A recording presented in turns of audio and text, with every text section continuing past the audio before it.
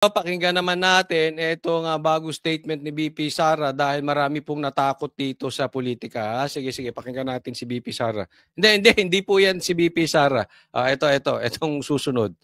Nagpaabot si Vice President Sara Duterte ng mensahe ng pagmamahal, pagpapatawad at respeto sa mga Pilipino ngayong holiday season. Sa inilabas na pahayag ng Vice Presidente, hinihikayat niya ang mga Pilipino na mag-alay ng pagmamahal sa isa't isa, lalo na sa mga kapos sa buhay at may karamdaman. Tayong lahat ay tinatawag upang maging mapagpatawad. Ay, nako, BP Sara, huwag ka magaganyan. Daming natakot sa statement mong yan. Ha? Lalo na yung mga dilawang tae, yung Sorry. Sa mga kumakain dyan, pasensya na po. Doon sa mga dilawang inodoro, nako, daming natatakot sa statement ni BP Sara sa ganyan. Bakit? Kasi 'di ba, kamakailan, sinabi niya na hindi siya magpapatawad. Okay? Nag-speech siya na may dapat kayo magpatawad, pero ako hindi ako magpapatawad. Ngayon, ang statement ni BP Sara, magpapatawad siya. Nako! Kinabahan ngayon yung mga political analyst, mga politiko, mga kaibigan ng mga politiko. Ano na naman daw ibig sabihin nitong si BP Sara sa mga binitawan niyang ganyan? Kasi medyo contradicting. Ang sabi naman daw ng iba, lalo na yung mga laos na dilaw, ang sabi naman nila ay parang tila lumalambot si BP Sara at nagkakaroon na ng secret agreement sa Malacanang. May mga ganun-ganun pa sila, di ba? But ito lang ang katunayan niyan. Una, lahat po ng galawan ng Duterte, lalong-lalo na si BP Sara ngayon, ay talagang sinusundan nila. Ha? Si BP Sara, diyan mo malalaman, even, alam mo kung madaling mahalata kung ikaw ay malakas. Pati kalaban mo pinapanood ka. Ha? Ikaw ang nagdidikta kung anong dapat. At yung mga kalaban mo nagre-react. Tapansinin mo, may sasabihin si Sara, magre-react sila. Mag-a-adjust sila kung anong gagawin. Pag may ginawa si Sara, may magre-react sila according dun sa ginawa ni BP Sara. Yan po, ang ibig sabihin yan, lantarang maliwanag na influence. Ang lakas po talaga ng influence ni BP Sara, nagli-lead siya, yung iba, nagre-react lang. Kaya, ang daming kumukuha nito ng, teka muna, ano na namang ibig sabihin ni BP Sara nito? Parang iba dun sa last statement niya. Ito masasabi ko sa inyo, pinaglalaruan kayo. Ginagawa kayong tanga. Bakit? Kasi alam ni BP Sara, ang influence, ang alas, ang joker, nasa kanya. Di ba? Nasa kanya eh. Pag ginawa niya to, sunod kayo. Pag sinabi niya to, sunod kayo. React lang kayo. You will not lead BP Sara. She will lead you. So, diretsa ang salitaan, pinaglalaroan kayo. Okay? Bahala na kayo dyan kung anong iisipin ninyo. Basta si BP Sara, nakahanda at higit sa lahat, mahal mo, mahal ko, mahal nating lahat, mahal ng bansang Pilipinas. Kayo dyan sa Gedli, kayo dyan Pulahan, kayo dyan Pinklawan, kayo dyan Dilawan, at higit sa lahat, kayong mga NPA, kayong mga komunista, dyan lang kayo sa paligid. Babalikan kayo ni BP Sara pag umpo niya. Sooner or later, but for sure, uupo si BP Sara, relax lang kayo. Dyan lang kayo. Watch us. Watch us. Watch us. Panurin niyo si VP Sara. At habang sinusundan namin mga Duterte, mga DDS, mga nagmamahal sa taong bayan, nood-nood lang kayo, ha? At unti-unti kayong uubusin, kayong mga komunista. Alam naman natin, si VP Sara, number 1 galit yan. Ang Seminay din, sa mga NPA, mga rebelde dyan. Doon na kayo sa bundok, okay? Tuloy. Bukas palad at mapagmahal sa ating kapwa.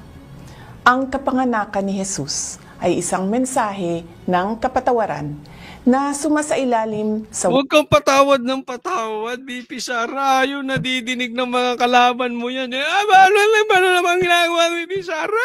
Puro ka patawaran. Sabi ko ba hindi magpapatawad? Ha? Mumubula na naman ang bibig. Nako. Pero ang galing, no? Nakita nyo kung paano nag-grow si BP Sara? Kasi nabudol to eh. Di ba? Nabudol to ni BBM nung magkapatid. Di ba? Si PRRD, sanay na sa politika eh. Pero si BP Sara, honest siya, maganda ang puso, may experience sa politika, pero hindi katulad nung tatay niya. Mas malakas ang experience ng tatay niya. Kaya naman, nabudol pa rin si BP Sara. Dati ko pa sinasabi, even before nilang birahin si BP Sara, puro kapalpakan pa lang ang ginagawa ni Marcos. Sabi ko, maraming matututunan si BP Sara. Kasi ako naniniwala, si Sara ay matinong tao. Mapapansin mo at mapapansin niya yung mga kasamahan niyang bulok. At matututo siya ron. Yan na, natuto na siya. Hindi na siya nabubudol. Tapansin nyo, hindi na siya nabubudol ni Amy. Diba? Hindi na. Dati nabudol eh. Si Amy nang budol dyan eh. Hindi na siya nabubudol ngayon. Anong karakas nakuha niya sa tatay niya? Pinaglalaruan na yung kalaban. Diba? Iba statement dito, iba statement doon. Oh. Pero yung mga tunay na DDS, alam natin nangyayari. Alam natin ang susunod. Diba? Oh, huwag niyo sabihin hindi niyo alam. Diba? Alam natin. walang kapantay na pag-ibig ng Diyos sa lahat. Gamitin natin ang kanyang halimbawa bilang inspirasyon sa ating pakikipagkapwa, lalo't higit sa ating pamilya at mga minamahal sa buhay. Binigyan diin niya ang kahalagahan ng pagpapatawad at pagiging bukas palad sa Ito namang broadcasted. Diniin pa yung pagpapatawad. Galit na galit nga sila dyan.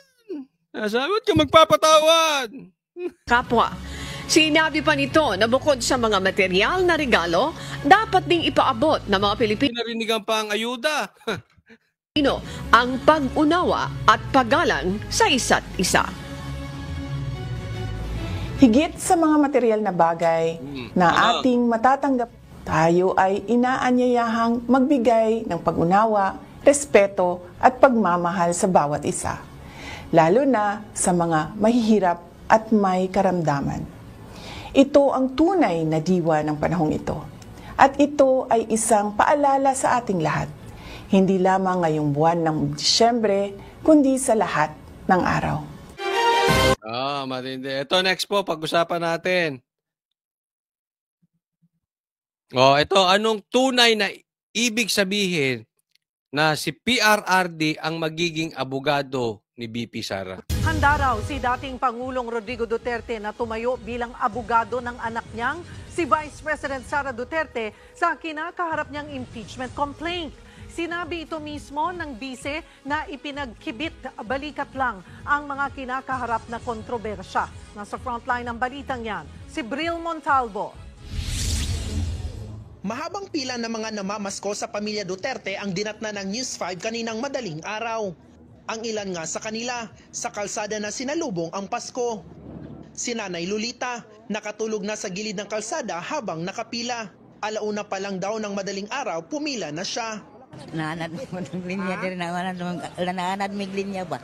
Isa kang Digong, kang Duterte, pinaskuhan ni Mayor, ni President, ni Rodrigo Duterte. So first time mo karon dili? Kadua ora. Si Miriam na galing pa ng Padada, Davao del Sur. Bit-bit pa ang kanyang anak na 4 na buwang gulang. Alas 12:30, ma'am. Sa humama, ma'am. So first time mo diri? Yes, ma'am. Experience lang kung sa'yo madawat ron. Experience lang, ha? Kidala na ako, ma'am, kay nagpila, nagtsaga lang pila. Pero ito, tinan ninyo, ha? Yan po ay taon-taong ginagawa nilang mga Duterte. At pansinin nyo, mahal sila talaga ng taga Davao. Kasi alam nyo, nung dumayo dyan, nandoon po kami nasa, isipin mo, may bagyo, may baha sa ibang lugar. Itong grupo ni Tamba, dyan namigay sa Davao. Walang tao, hindi ganyan. Kahit namimigay. At pansinin nyo, pansinin nyo yung video na yan, kung meron bang nakalagay na po mukha nila or may pangalan nila o ngayon lang ba nila yung ginawa. Dati, taon-taon na po nilang ginagawa yan ng mga Duterte. No? So, talagang mapagbigay ang mga Duterte at walang binanggit na katulad ni Dan Fernandez. At pag ako nanalo, magiging triple yan. Walang ganon. Walang drama. Kasi nga, sabi ni PRRD, pera nyo yan. Oh. Pero bagamat si PRRD ay hindi na politiko, patuloy pa rin siyang tumutulong sa mga kababayan niya. Ganyan po ang mga Duterte, hindi plastic. Yung iba kasi, alam na alam mo, kaya nagbibigay ng pera dahil bumibili ng boto. Dahil gusto nilang iboto sila. Mga plastic nga eh. Diba? Etong kila PRRD, hindi plastic. Dati nang ginagawa yan at walang kasamang kampanya. So, malayo. Malayo po ang pag-uugali. Naku, parang araw at gabi. Itim at puti yung pagkakaiba nila PRRD dito sa mga Marcos, higit sa lahat dito kay Tambaluslos. Halos 3 kilometro ang haba ng pila papunta sa ancestral house ng mga Duterte sa Davao City. Kaya mahigpit ang seguridad sa lugar. Alas 4 ng madaling araw, nag-umpisa ang pamimigay ng pamaskong food packs na may lamang bigas at mga dilata, cash at gift certificate. Tingnan nyo, walang pangalan yung plastic. May nakalagay bang tingog? walang mukha ni MR, no? Wala, plastic lang talaga.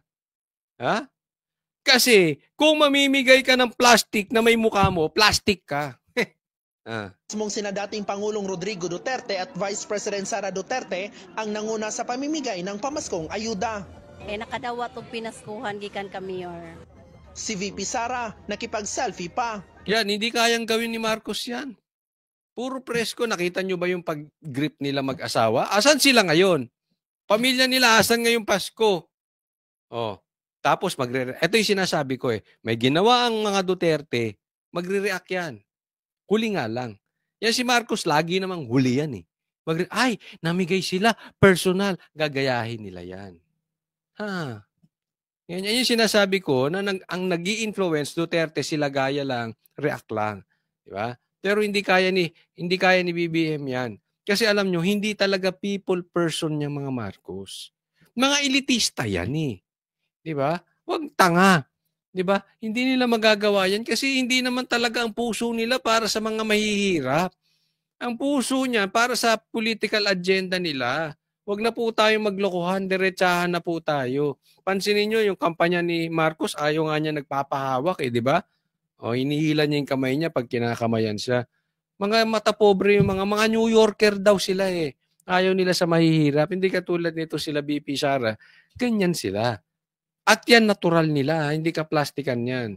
Namigay din siya ng mga papremyo sa mga palaro. Higit 25,000 individual ang nabigyan ng pamasko sa taunang tradisyong ito ng mga Duterte. Dito na natanong ang bise sa mga kaliwat kanang isyong kinakaharap niya. Kabilang na ang pagbaba ng kanyang trust at approval rating sa pinakahuling survey ng Pulse Asia. Magpadayon gihapon magpapatuloy pa rin ang aming opisina, ang Office of the Vice President. ang opisina, ang Office of the Vice President, and of course ako sa... At syempre ako sa pagsiservisyo sa ating mga kababayan at sa sisiguraduhin namin sa ato ang mga kababayan ug paniguraduhon namo nga amo apang mas palalakasin pa namin ang aming proyekto para sa mga Pilipino. Nga amo ang mga proyekto para sa ato ang mga kaigsuonang Pilipino. Pagdating naman sa 3 impeachment complaint na inihain laban sa kanya ng Kamara, tiniyak ni VP Sara na nakahanda ang kanyang legal team. Nagpresenta nga rin daw ang ama niyang si dating Pangulong Digong na maging isa sa kanyang mga abogado. Malaking bagay yon kasi legal team yan So hindi lang naman isang abogado. But being one of the lawyers na magiging tutulong kay BP Sara bilang abogado ay si PRRD. Ang malaking ibig sabihin yan. This is political. Alam naman natin ang impeachment ay not really legal. Talagang yan pag pinag-initan ka lang pinag-initan. Kasi sa katunayan nga, mas maraming impeachable offense si Marcos. yan pa nga mai-impeach si Marcos. Sa tingin ko lang, ha? Kasi mas marami yung ano. Kaya lang, ang kwarta, ang pera ay nasa kanila. Sabi nga ni BP Sara, ang pera ay hawak lang ni Saldico at ni Martin Romualdez. Sabi ni BP Sara, ang pera ng buong Pilipinas. No? So nasa kanila ang pera. Kaya marami silang nabibiling politiko, mga para gipitin at harasin ng mga Duterte. Di ba? Pero kung impeachable offense ang pag-uusapan, mas marami si Marcos. Kaya nga naman, this is political in nature lang. At napaka-importante na magiging lawyer si PRRD. Dahil, siyempre, alam naman natin ang political power. Nirerespeto pa rin yan si PRRD. Dating presidente yan. Yan lang ang lumabas na presidente na mahal ng taong bayan. Karamihan ng lumabas na presidente, pagkatapos ng termino nila, sinusuka na sila ng taong bayan. Si PRRD, until now, mahal ng taong bayan. Kaya nga naman, malaking bagay yun. Ibig sabihin, this will be a fight really now. Kung matutuloy yung impeachment, this is political. Hindi lang po sila lalaban legally. Kasi alam nila, pagdating sa legal battle, panalo sila talaga eh.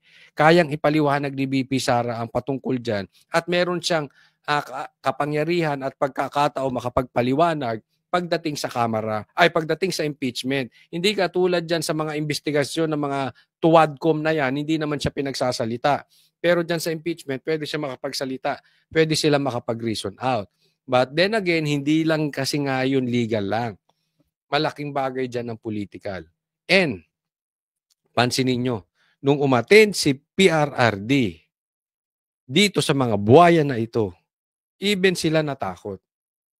Diba? Alam na ang lahat yan. Nag-iba ang tono nitong mga buhaya. Nabawasan ng pangil. Parang si Paduano lang ang laging galit. Pero kahit papaano, naduwag din to si Paduano, umatras din ng Yagballs. Bakit? Hindi nga siya nagtanong eh. Lagi lang siyang sigaw ng sigaw. Alam mo, ang taong sigaw ng sigaw lang at hindi naman makapagpaliwanag, wala namang utak yon. Eh syempre kay PRRD, natakot siya. May utak eh. Abogado. Hindi niya pwedeng daanin sa sigaw-sigaw. Hindi yung nakapagtanong si Paduano. But in short, ang laki po ng magiging parte ni PRRD.